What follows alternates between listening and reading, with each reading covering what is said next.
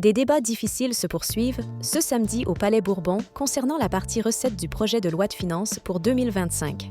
Le gouvernement fait face à des revers successifs à l'Assemblée nationale. Les députés ont décidé de rendre pérenne la contribution exceptionnelle demandée aux entreprises de fret maritime, contre l'avis du ministre du Budget, Laurent Saint-Martin. Ils ont également plafonné à 500 millions d'euros la niche fiscale du secteur.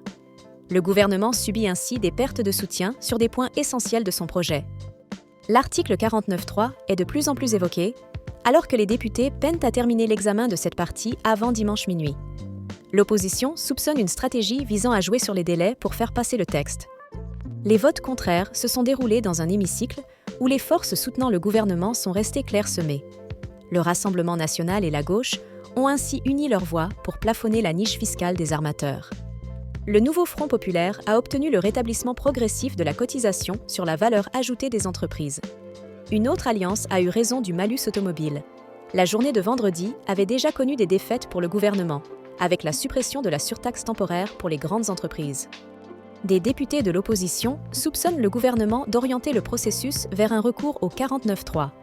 D'autres se demandent s'il cherche plutôt à rejeter le texte, ce qui permettrait sa transmission au Sénat sans examiner les dépenses. Ce climat tendu pousse certains députés à réclamer l'activation du 49.3, mais le gouvernement peut aussi décider d'utiliser l'article 47 de la Constitution, qui lui permettrait d'agir après 40 jours. Les députés ont un nombre important d'amendements à discuter. Si le débat n'est pas bouclé, il se poursuivra le 5 novembre. L'activation de l'article 49.3 devient alors une option de plus en plus plausible. N'hésitez pas à partager vos réflexions sur cette situation dans les commentaires et pensez à vous abonner pour ne rien manquer des prochaines actualités.